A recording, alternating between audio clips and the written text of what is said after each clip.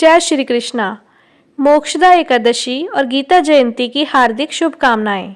मोक्षदा एकादशी की पावन तिथि वह शुभ अवसर है जब मनुष्य अपने समस्त पापों का प्रायश्चित कर भगवान की कृपा से मोक्ष प्राप्ति का अधिकारी बनता है। नारद पुराण के अनुसार भगवान विष्णु को ये व्रत अति प्रिय है। इस दिन भगवान विष्णु की विधिवत पूजा करने के साथ व्रत रखने से मोक्ष की प्राप्ति होती है। इसके साथ ही व्यक्ति को सभी तरह के पापों से मुक्ति मिल जाती है। इस दिन पूजा पाठ करने के साथ साथ मोक्षदा एकादशी की व्रत कथा का पाठ अवश्य करना चाहिए। तो आइए सुनते हैं मोक्षदा एकादशी की व्रत कथा। एक बार महाराज युधिष्ठिर ने भगवान श्री कृष्ण से कहा, हे भगवान, आप तीनों लोकों के स्वामी हैं, सबको सुख देने वाले और जगत के पति हैं। मैं आपको नमस्कार करता हूँ। हे देव, आप सबके हितैषी हैं, अतः मेरे संयश को भी दूर करके मुझे बताइए कि मार्गशीर्ष मास की एकादशी का क्या नाम है। उस दिन कौन से देवता का पूजन किया जाता है और उसकी क्या विधि है, कृपया मुझे बताएं। भगवान श्री कृष्ण कहने लगे कि धर्मराज, तुमने बड़ा ही उत्तम प्रश्न किया है। इसके सुनने मात्र से ही तुम्हारा यश संसार में फैलेगा। मार्गशीर्ष मास के शुक्ल पक्ष की एकादशी अनेक पापों को नष्ट करने वाली है। इसका नाम मोक्षदा एकादशी है। इस दिन दामोदर भगवान की धूप दीप नैवेद्य आदि से भक्ति पूर्वक पूजा करनी चाहिए। अब इस विषय में मैं एक पुराणों की कथा कहता हूँ। एक बार चंपा नाम की नगरी में बेखानस नामक राजा राज्य करता था। उसके राज्य में चारों वेदों के ज्ञाता ब्राह्मण रहते थे। वह राजा अपनी प्रजा का पुत्रवत पालन करता था। एक बार रात्रि में राजा ने स्वप्न देखा कि उसके पिता नरक में हैं। उसे बड़ा आश्चर्य हुआ। प्रातः वह विद्वान ब्राह्मणों के पास गया और अपना स्वप्न सुनाया। कहा, मैंने अपने पिता को नरक में कष्ट उठाते देखा है। उन्होंने मुझसे कहा कि हे पुत्र, मैं नरक में पड़ा हूँ, यहाँ से मुझे मुक्त कराओ। जब से मैंने ये वचन सुने हैं तब से मैं बेचैन हूँ। चित्त में बड़ी अशांति हो रही है। मुझे इस राज्य, धन, पुत्र, स्त्री, हाथी, घोड़े आदि में कुछ भी सुख प्रतीत नहीं होता। क्या करूं? राजा ने कहा, हे ब्राह्मण देवताओं, इस दुख के कारण मेरा सारा शरीर जल रहा है। अब आप कृपा करके कोई तप, दान, व्रत आदि कोई ऐसा उपाय बताइए जिससे मेरे पिता को मुक्ति मिल जाए। उस पुत्र का जीवन व्यर्थ है जो अपने माता पिता का उद्धार न कर सके। एक उत्तम पुत्र जो अपने माता पिता तथा पूर्वजों का उद्धार करता है, वह 1000 मूर्ख पुत्रों से अच्छा है। जैसे एक चंद्रमा सारे जगत में प्रकाश कर देता है, परंतु हजारों तारे नहीं कर सकते। ब्राह्मणों ने कहा, हे राजन, यहाँ पास ही भूत भविष्य वर्तमान के ज्ञाता पर्वत ऋषि का आश्रम है। आपकी समस्या का हल वे जरूर करेंगे। ऐसा सुनकर राजा मुनि के आश्रम में गया। उस आश्रम में अनेक शांति, चित्त योगी और मुनि तपस्या कर रहे थे। उसी जगह पर्वत मुनि बैठे थे। राजा ने मुनि को साष्टांग दंडवत किया। मुनि ने राजा से सांगोपांग कुशल पूछी। राजा ने कहा कि महाराज, आपकी कृपा से मेरे राज्य में सब कुशल है, लेकिन अकस्मात मेरे चित्त में अत्यंत अशांति होने लगी है। ऐसा सुनकर पर्वत मुनि ने आंखें बंद की और भूत विचारने लगे। फिर बोले, हे राजन, मैंने योग के बल से तुम्हारे पिता के कुकर्मों को जान लिया है। उन्होंने पूर्व जन्म में कामातुर होकर एक पत्नी को रति दी, किंतु सौत के कहने पर दूसरी पत्नी को ऋतुदान मांगने पर भी नहीं दिया। उसी पाप कर्म के कारण तुम्हारे पिता को नरक में जाना पड़ा। तब राजा ने कहा, कोई उपाय बताइए। मुनि बोले, हे राजन, आप मार्गशीर्ष मास की एकादशी का उपवास करें और उस उपवास के पुण्य को अपने पिता को संकल्प कर दें। इसके प्रभाव से आपके पिता की अवश्य नरक से मुक्ति होगी। मुनि के ये वचन सुनकर राजा महल में आया और मुनि के कहे अनुसार कुटुंब सहित मोक्षदा एकादशी का व्रत किया।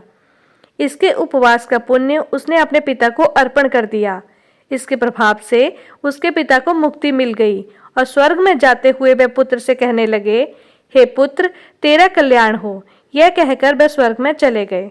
श्री कृष्ण बोले, हे धर्मराज, जो मनुष्य इस प्रकार कल्याणमयी मोक्षदा एकादशी का व्रत करता है, उसके समस्त पाप नष्ट हो जाते हैं और मरने के बाद वह मोक्ष प्राप्त कर लेता है। यह मोक्ष देने वाली एकादशी, जो कि मोक्षदा एकादशी कहलाती है, मनुष्यों के लिए चिंतामणि के समान समस्त कामना को पूर्ण करने वाली है। इसका महात्म पढ़ने और सुनने से ही वाजपेयी यज्ञ का फल मिलता है। तब धर्मराज युधिष्ठिर ने भी भगवान श्री कृष्ण के बताए अनुसार विधि विधान से इस पवित्र एकादशी का व्रत किया, जिसके पुण्य प्रताप से उनके पुत्रों को भी मोक्ष प्राप्ति हुई और अंत में धर्मराज युधिष्ठिर भी स्वर्गलोक को प्राप्त हुए। एक अन्य कथा के अनुसार एक बार एक कौवे और गरुड़ में मित्रता हो गई। दोनों बहुत समय अपना साथ ही गुजारते थे। उनकी मित्रता इतनी गहरी हो गई कि वे आपस में कोई भी बात नहीं छुपाते थे। एक दिन दोनों एक नदी के किनारे पेड़ पर बैठकर बातें कर रहे थे। तभी एक यमदूत उधर से गुजरा। वह कौवे को देखकर मुस्कुराया। गरुड़ और कौवे ने उस यमदूत को अनदेखा कर दिया और अपनी बातों में व्यस्त हो गए। अगले दिन फिर वही हुआ। दोनों बात कर रहे थे, तभी वही यमदूत फिर उधर से गुजरा। वह फिर कौवे को देखकर मुस्कुराया।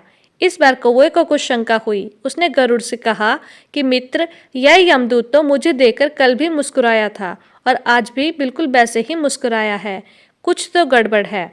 हो सकता है मेरी मृत्यु आने वाली हो। गरुड़ ने उसे समझाया कि ऐसा कुछ नहीं है, यह एक संयोग भी हो सकता है, इसलिए तुम चिंता मत करो। 2-3 दिन ऐसा ही और हुआ।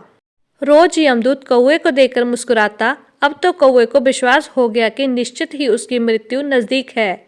एक दिन उसने गरुड़ से कहा कि मित्र, मैं मरना नहीं चाहता, लेकिन यह यमदूत जरूर 1-2 दिन में मेरे प्राण निकाल कर ले जाएगा। यह रोज ही मुझे देखकर मुस्कुराता है। गरुड़ को भी लगा कि हो सकता है कौवे का शक सही हो। उसने अपने मित्र कौवे को धैर्य बंधाया। फिर गरुड़ ने कौवे से कहा कि तुम चिंता मत करो, मैं तुम्हें यहाँ से इतनी दूर लेकर जाऊंगा कि यह यमदूत तुम्हें दिखाई ही नहीं देगा। तब गरुड़ ने कौवे को अपनी पीठ पर बिठाया और उस जंगल से हजारों किलोमीटर दूर कैलाश पर्वत पर ले गया। दोनों को अब यह डर नहीं रहा कि यहाँ पर कोई उन्हें परेशान नहीं कर सकता। लेकिन जैसे ही वे कैलाश पर्वत पर पहुंचकर एक गुफा तक पहुंचे, वहां पर वही यमदूत पहले से ही उपस्थित था। उसने कौवे को देखकर उस पर पाश फेंककर उसके प्राण निकाल लिए। गरुड़ देखता ही रह गया। तब उसने यमदूत से पूछा कि तुमने इसे क्यों मारा?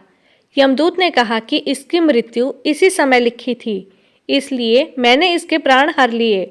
गरुड़ ने पूछा, तो फिर तुम इसे देखकर जंगल में मुस्कुराते क्यों थे? इसे मारना ही था तो वही मार देते। यमदूत ने उत्तर दिया कि इसकी मृत्यु तो कैलाश पर्वत पर ही लिखी थी, लेकिन 4-5 दिन पहले इसे उस जंगल में देखकर मुझे आश्चर्य हो रहा था कि यह इतने कम समय में वहां पर कैसे पहुंचेगा, क्योंकि इसके पंख भी छोटे हैं और यह इतनी लंबी उड़ान भी नहीं भर सकता। तो फिर आखिर कैसे हजारों योजन दूर यह कैलाश पर्वत तक पहुंचेगा? कैसे? यही सोचकर मैं रोज मुस्कुराकर वहां से गुजर जाया करता था। लेकिन भाग्य देखो, तुम इसके परम मित्र हो, इसे यहाँ तक लेकर आए हो। जीवन और मृत्यु भाग्य की ही बात है, इसमें कहीं भी छिपा या बचा नहीं जा सकता। जब तक जीवन है तब तक आपको कोई भी नहीं मार सकता, लेकिन अगर मृत्यु निकट हो तो कोई भी कोशिश आपको बचा नहीं सकती। मोक्षदा एकादशी के दिन ही भगवान श्री कृष्ण ने अर्जुन को गीता का उपदेश दिया था, इसलिए इस दिन को गीता जयंती के रूप में भी मनाया जाता है। आप इस दिन से गीता पाठ का प्रारंभ कर सकते हैं। भगवत गीता का पाठ हमेशा स्नान के बाद और शांत चित्त में ही करना चाहिए।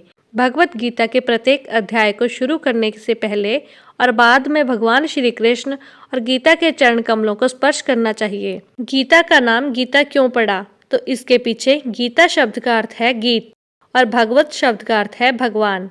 अक्सर भगवत गीता को भगवान का गीत कहा जाता है। यह भगवान का गीत है, इसलिए गीता का नाम गीता ही पड़ा। भगवत गीता में लिखा है, क्रोध से भ्रम पैदा होता है, भ्रम से बुद्धि व्यग्र होती है, जब बुद्धि व्यग्र होती है तब तर्क नष्ट हो जाता है, और जब तर्क मरता है तो मनुष्य का विवेक भी नष्ट हो जाता है और फिर शुरू होता है उसका पतन। हिंदू धर्म में 4 वेद हैं और इन चारों वेदों का सार भगवत गीता में है। यही कारण है कि गीता को हिंदुओं का सर्वमान्य एकमात्र धर्म ग्रंथ माना गया है। यही कारण है कि गीता को हिंदुओं का सर्वमान्य एकमात्र धर्म ग्रंथ माना गया है। माना जाता है कि भगवत गीता को स्पर्श करने के बाद व्यक्ति झूठ नहीं बोलता। भगवान श्री कृष्ण ने अर्जुन को कुरुक्षेत्र में खड़े होकर गीता का ज्ञान दिया था और श्री कृष्ण अर्जुन संवाद के नाम से भी इसे जाना जाता है। भले ही गीता का ज्ञान भगवान श्री कृष्ण ने अर्जुन को दिया था, लेकिन अर्जुन के माध्यम से ही उन्होंने संपूर्ण जगत को यह ज्ञान दिया था। श्रीमद् भगवत गीता में 18 अध्याय हैं और इसमें लगभग 700 श्लोक हैं। भगवत गीता महाभारत के 18 अध्यायों में से एक भीष्म पर्व का हिस्सा भी है। जिस तिथि को गीता का ज्ञान दिया था वह मोक्षदा एकादशी की तिथि थी। कहते हैं जब भगवान श्री कृष्ण गीता का उपदेश दे रहे थे तब समय भी रुक गया था।